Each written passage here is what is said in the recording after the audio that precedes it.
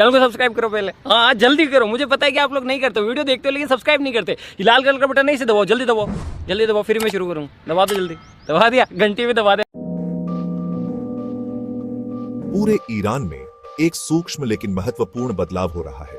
बहुत सारे ईरानी, खासकर युवा पीढ़ी, इस्लाम से मोहभंग जाहिर कर रहे हैं। यह चलन हालांकि अक्सर निजी तौर पर चर्चा का विषय होता है, उस धार्मिक समाज से एकदम अलग है जिसके लिए ईरान जाना जाता है। हालांकि इस्लाम से खुद को दूर करने वाले व्यक्तियों की सही संख्या निर्धारित करना कठिन है, लेकिन वास्तविक सबूत, ऑनलाइन चर्चाएं और यहां तक कि देश के भीतर से सावधानीपूर्वक मान्यताएं धार्मिक परिदृश्य में बदलाव का सुझाव देती हैं। इस्लामी गणराज्य की बुनियादी विचारधारा को देखते हुए यह बदलाव विशेष रूप से चौंकाने वाला है। 1971 की क्रांति के बाद से ईरान पर इस्लामी कानून द्वारा शासन किया जाता रहा है। धार्मिक सिद्धांतों को दैनिक जीवन के ताने बाने में बुना गया है। हालांकि जो कभी एकीकरण बल था, वह अब बढ़ते तनाव का स्रोत प्रतीत होता है, खासकर उस पीढ़ी के लिए जो एक ऐसी व्यवस्था में पैदा हुई है जिसे उन्होंने नहीं चुना था। इस बढ़ती अलगाव के पीछे के कारण जटिल और बहुआयामी है। वे कारकों के संगम से उपजे हैं, जिसमें सरकार द्वारा लागू इस्लामी कानून की कठोर व्याख्या, सार्वजनिक जीवन में धार्मिक संस्थानों की व्यापक उपस्थिति और वैश्वीकरण और इंटरनेट द्वारा सुगम वैकल्पिक विश्व दृष्टि का आकर्षण शामिल है। यह निबंध ईरानियों और इस्लाम के बीच विकसित हो रहे इस संबंध के सामाजिक और राजनीतिक आयामों की खोज करते हुए इन कारकों पर प्रकाश डालेगा। ईरानियों का इस्लाम से खुद को दूर करने का चलन केवल धार्मिक व्यवहार का मामला नहीं है, यह पहचान, स्वतंत्रता और आधुनिक समाज में धर्म की भूमिका के सवालों के साथ गहराई से जुड़ा हुआ है। इस प्रवृत्ति में योगदान देने वाले प्रमुख कारकों में से एक ईरान में इस्लामी कानून की अनिवार्य प्रकृति है।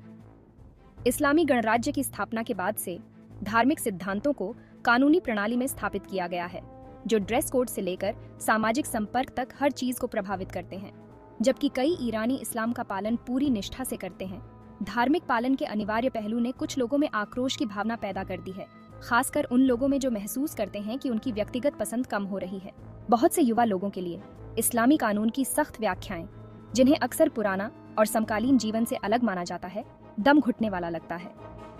महिलाओं के लिए अनिवार्य हिजाब, संगीत और मनोरंजन पर प्रतिबंध और नैतिकता, पुलिस की हमेशा मौजूद निगाहें एक ऐसा वातावरण बनाती हैं जहां धार्मिक पालन व्यक्तिगत पसंद से ज्यादा दायित्व जैसा लग सकता है।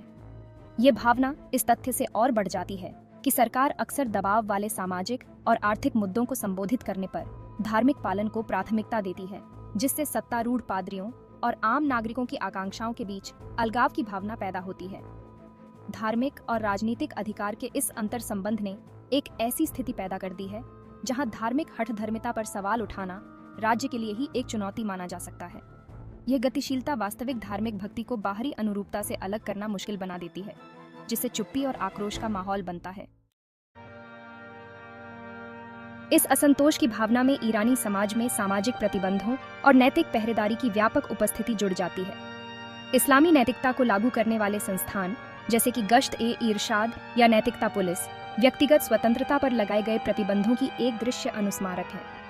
उनकी उपस्थिति, जिसे अक्सर महिलाओं और युवा लोगों द्वारा सबसे अधिक तीव्रता से महसूस किया जाता है, इस्लामी गणराज्य द्वारा धार्मिक कानून की व्याख्या के भीतर स्वीकार्य और अस्वीकार्य व्यवहार के बीच खींची गई सीमाओं की निरंतर याद दिलाती है।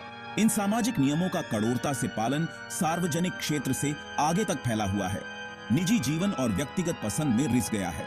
सभाओं पर प्रतिबंध, अविवाहित पुरुषों और महिलाओं के बीच बातचीत और यहाँ तक कि शराब के सेवन, ये सभी सामाजिक कारावास की भावना में योगदान करते हैं, जिसे कई, खासकर युवा ईरानी, सहन करना मुश्किल पाते हैं। यह निरंतर जांच और विनियमन, जिसे अक्सर दखल देने वाला और घुटन भरा अनुभव होता है, ने कुछ लोगों को उन धार्मिक विश्वास पर ही सवाल उठाने के लिए प्रेरित किया है जो इन प्रतिबंधों को रेखांकित करते हैं। इंटरनेट और सोशल मीडिया ने दुनिया के अन्य हिस्सों में अपने साथियों के जीवन में एक खिड़की प्रदान की है, जहां इस तरह के प्रतिबंध काफी हद तक अनुपस्थित हैं। जीवन के वैकल्पिक तरीकों के इस प्रदर्शन ने अधिक से अधिक व्यक्तिगत स्वतंत्रता और स्वायत्तता की इच्छा को हवा दी है, जिससे कुछ लोग एक ऐसी प्रणाली की वैधता पर सवाल उठा रहे हैं जो व्यक्तिगत अभिव्यक्ति और पसंद को कम करती हुई प्रतीत होती है। भाग 4, दुनिया के लिए खिड़कियां, आस्था पर सोशल मीडिया का प्रभाव। सोशल मीडिया और इंटरनेट के उदय ने ईरानियों और इस्लाम के बीच विकसित हो रहे संबंधों को आकार देने में महत्वपूर्ण भूमिका निभाई है। डिजिटल रूप से जुड़ी दुनिया में पली बढ़ी पीढ़ी के लिए ऑनलाइन प्लेटफॉर्म सूचनाओं, दृष्टिकोणों और वैकल्पिक विश्व दृष्टि की एक विशाल श्रृंखला तक पहुंच प्रदान करते हैं, जो राज्य द्वारा नियंत्रित मीडिया द्वारा प्रचारित आधिकारिक आख्यानों को चुनौती देते हैं। विभिन्न संस्कृतियों, मान्यताओं और जीवन शैली के इस प्रदर्शन ने कई लोगों, विशेष रूप से युवा लोगों को सरकार द्वारा प्रचारित इस्लाम की कठोर व्याख्याओं पर सवाल उठाने और आस्था की वैकल्पिक व्याख्याओं या यहाँ तक कि धर्मनिरपेक्ष विचारधाराओं का पता लगाने के लिए प्रेरित किया है।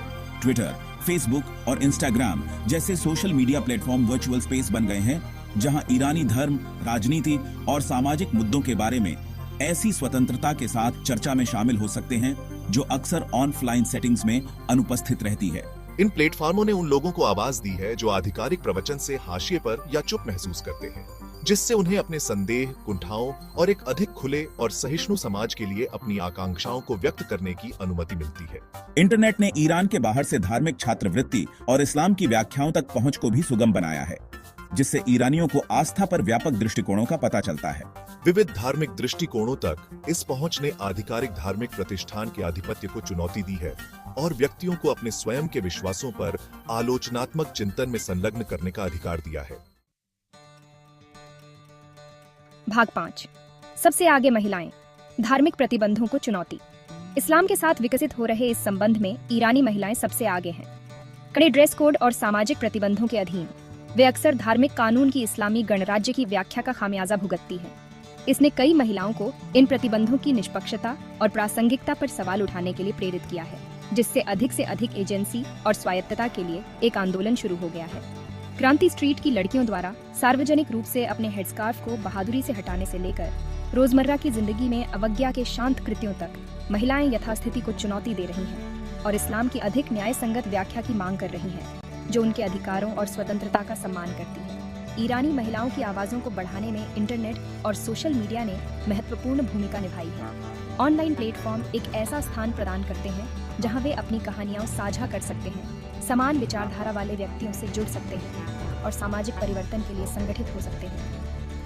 उदाहरण के लिए माई स्टेल्थी फ्रीडम आंदोलन, जो महिलाओं को बिना हेडस्कार्फ के अपनी तस्वीरें साझा करने के लिए प्रोत्साहित करता है, ने अंतर्राष्ट्रीय स्तर पर ध्यान आकर्षित किया और महिलाओं के अधिकारों और अनिवार्य हिजाब के बारे में एक राष्ट्रीय बातचीत शुरू की। ईरान में महिलाओं के अधिकारों के लिए संघर्ष समाज में धर्म की भूमिका के बारे में व्यापक बहस से अटूट रूप से जुड़ा हुआ है। जैसे जैसे महिलाएं इस्लामी कानून की पारंपरिक व्याख्याओं को चुनौती देती हैं और समान व्यवहार की मांग करती हैं, वे गहरी धारणाओं के पुनर्मूल्यांकन के लिए मजबूर कर रही हैं और एक अधिक समावेशी और न्यायपूर्ण समाज के लिए मार्ग प्रशस्त कर रही हैं।